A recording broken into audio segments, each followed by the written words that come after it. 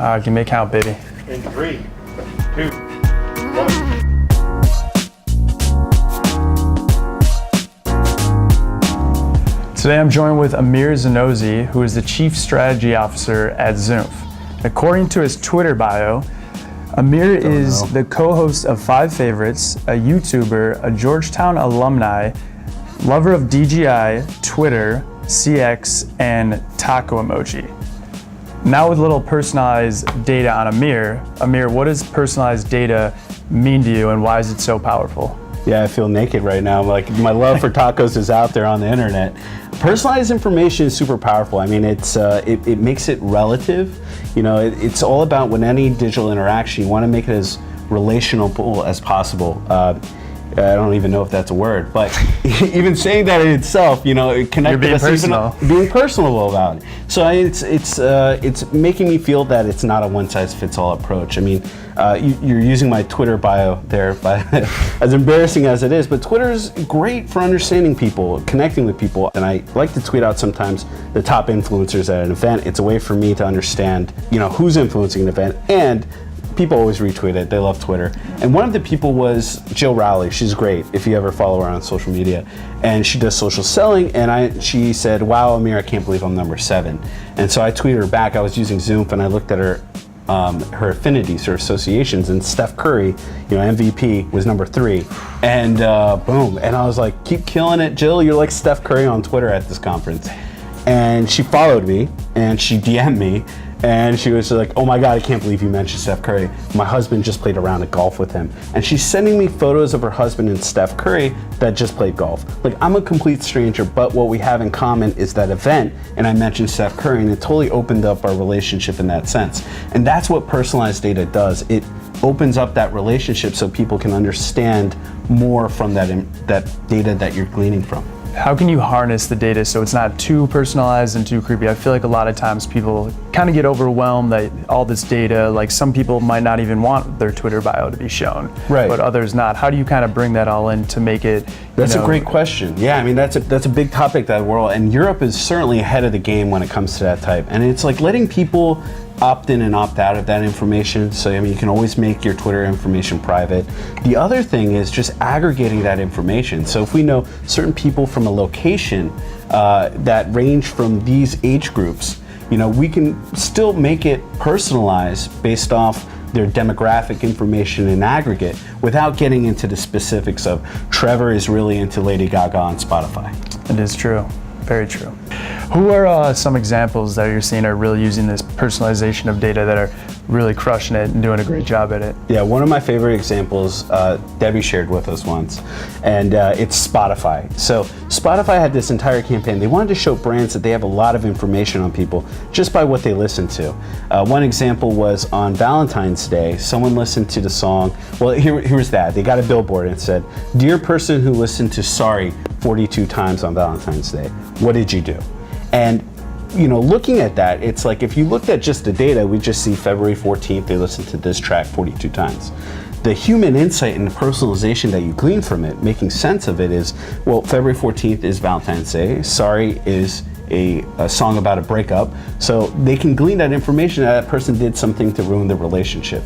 And it's taking those data numbers that could be meaningless in aggregate and putting personalization on them so that you understand what that person was going through, what was their journey through that process. So how do we make it meaningful in the sense, we brought up Lady Gaga before. Yeah. I'm coming to work, driving down, hearing Lady Gaga, and then someone shoots me something about playing poker because I'm listening to Poker Face. How do we connect that to make it relevant to the user and the data that they're in return giving? Right, yeah, I mean, so we're constantly spewing out like tons and tons of information at all times, like my GPS, you know, if I go home on the Wi-Fi, when I connect to it, it knows that I'm home. If I turn on my lights, you know, Google understands that through the API of Google Home that I'm you know, it's nighttime. They have other stuff that they can use, of course, but if I'm coming home and I'm going in the car, right, and I'm listening to Spotify, it knows the beats per minute, it knows the song that I'm listening to. You can get a lot of information about, am I happy or am I upset? You know, what speed am I going in the car based off, you know, your sensors in the phone itself.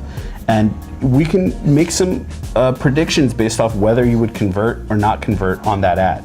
You know, I might not have used Poker Face, but I might have put like a, if I see that you're passing by like a casino or something like that, it's like get your poker face at the MGM Grand, and it's like you're using those data sets to make it super relative to what you're experiencing at the time.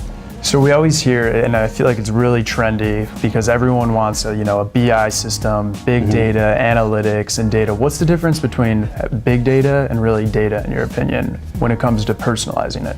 Yeah, I mean, big data is essentially the roadmap, and personalized data is the journey on that roadmap. And looking at BI, like all that information is super intelligent. A business is only the sum of its intelligence by all the perceptions that it's making. And those perceptions are gleaned from the observations that their tools are giving them, right? And just having the data out there in general, you're not going to be able to like really understand what it's saying unless you've personalized it in some way. Woozy is a great product. I have it on my app and on my phone, and that app lets me know about product recalls. And the thing about it that is so personalized, so if I'm allergic to peanuts, or if I have a cat, right? I don't have any cats, but if I did, I'd definitely post them. Tons of Instagram pictures of them, Mr. Kibbles. So in this example of Mr. Kibbles, I love Mr. Kibbles. I don't care about other recalls other than cat food. I don't have the bandwidth to look at every recall. But when Mr. Kibbles is in trouble because their food is being recalled, then it alerts me, and that's powerful. So do you think users have become more willing to give up this data or reluctant? As far as when it comes to the reluctancy, I think it really comes down to the value exchange. Are you providing some sort of value as a reason to why you're giving the data? I mean, with Facebook, all these people sign up, they understand that they're giving data value out there. There's like 90 something things that Facebook knows about you all the time. The exchange and value that you're getting out of it is the engagement that you're receiving with your friends and family, or wedding and cat photos and stuff like that. I think that value exchange is important, and that education and being upfront about it, like, hey, we're asking for your permission for location. You're educating right now what you're going to do with that data, and that's super important.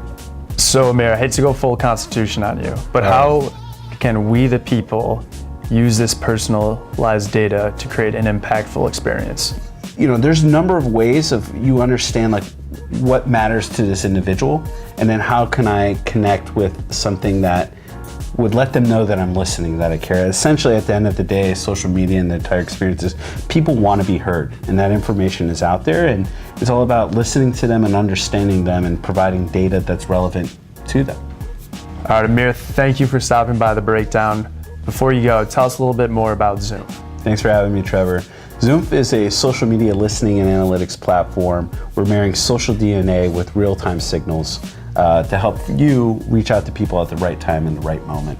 So where can we learn more about what Zoomph is and what do they do? Yeah, head over to zoomph.com, and you can learn everything about our real-time audience signaling and information analysis. So Amir, before you go, we did happen to get you a gift for you. Wow, thank you. This is handpicked from myself. Okay, it's very personal and related check it to out. Theme. Oh, nice. So that's an official TI 83 Plus, not just anything, but it's a plus. Plus. And also preloaded on that is the game Snake. That oh my goodness. Between your number crunching, you can also play a great game. This is awesome. My calculus game is going to go off the roof. Battery's not included though. Okay, let me give them back to you. Thank you for joining us for the breakdown. To learn more, visit metrostarsystems.com and follow us on social.